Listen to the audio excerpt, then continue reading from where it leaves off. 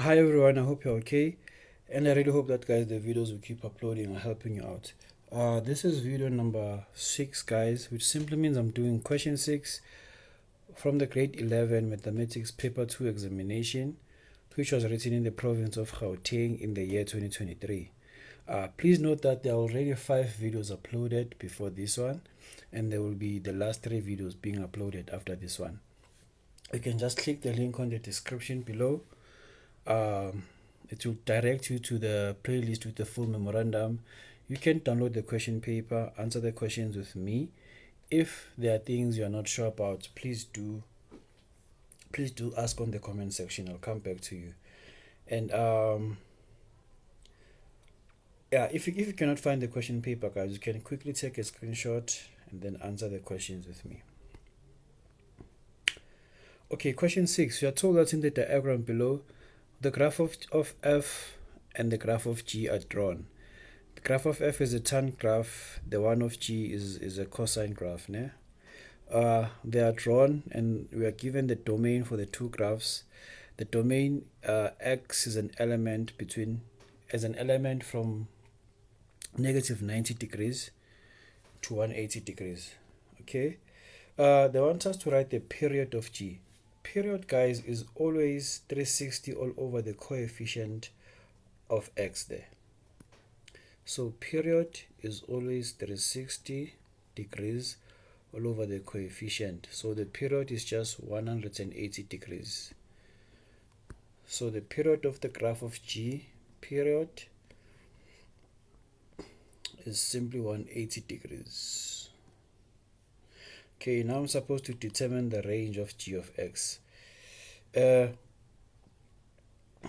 range of g of x, now if I can find both the maximum and the minimum, I can simply find the range of g of x. Okay, I know that for every graph, for every cos graph, cos 2x, this graph will always be between negative 1 and 1. Are we together? But during this time I don't have negative 1, but I have negative half.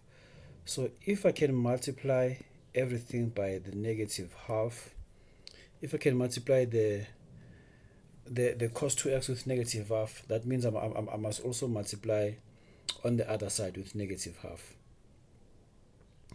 Negative 1 over 2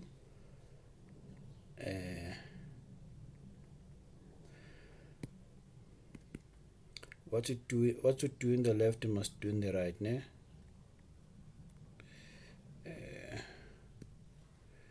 Multiply by cos 2x. Okay, if I multiply whatever that is inside by negative half, what I do on the left I must do on the right as well. So this will be equal to g of x being in between a positive 2 and a negative half. Remember that there's a negative half over there, ne? There's a negative half which I multiplied by on the other two sides as well. Okay, the only thing I just need to do is to just rearrange what I'm given here. I'll have g of x being between negative half and 1 over 2. So that this is my minimum and this will be my maximum. So my range for the graph y is just an element of negative half and positive half. Okay, and then 6.3.1, I'm supposed to use the graph to determine graphically the values of x where f of x is greater than 0. In this question, I'm basically looking for the values of x where f of x is positive. Where f of x is positive. Where can I find that? F of x will be positive if and only if the graph of f of x is above the x-axis. And I can only see the graph of f of x being above the x-axis only in this place here.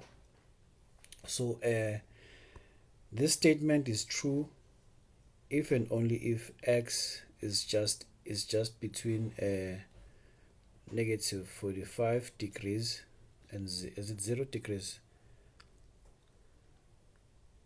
Oh, it's just 45 degrees and 90. Okay, it's positive 45 degrees and 90 degrees. Oh my god. Please note that I'm not including the 90 because my graph is not real when x is 90. I have an asymptote over there. Okay, let me erase here as well, just for me to have some space. 6.3.2, they want me to find the values of x where f of x times g of x is greater than 0. F of x times g of x greater than 0, it simply means that I'm multiplying two things and I get a positive answer. That simply means that those two things have the same sign. So since I'm multiplying f and g, it simply means that I'm looking for the values of x whereby both of my graphs are above the x-axis at the same time, or they are below the x-axis at the same time. Okay. Whenever I scan my graph from left to right,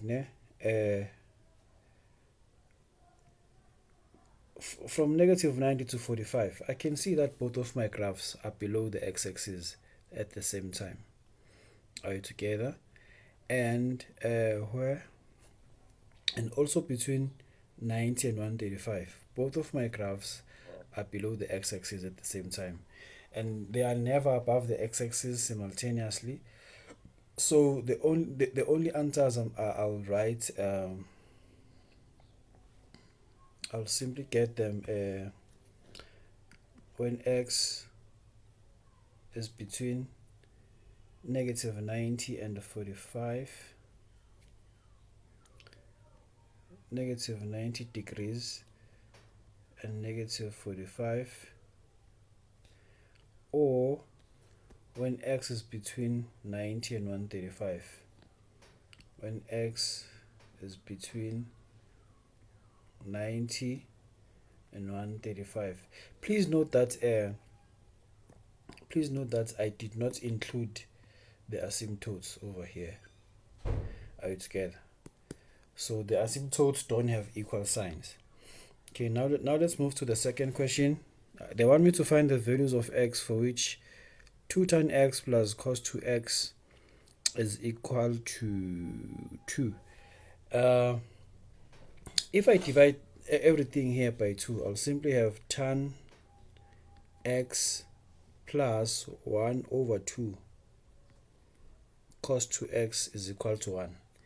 And then I'll have tan x minus 1 is equal to negative 1 over 2 cos 2x. And then that's f of x being equals to g of x. They are basically asking me for the x-intercepts. Okay, where do I find my x-intercepts? My two graphs intersect when x is equal to 45 degrees and when x is equal to, just when x is equal to 45 degrees. That's the only x-intercept they want.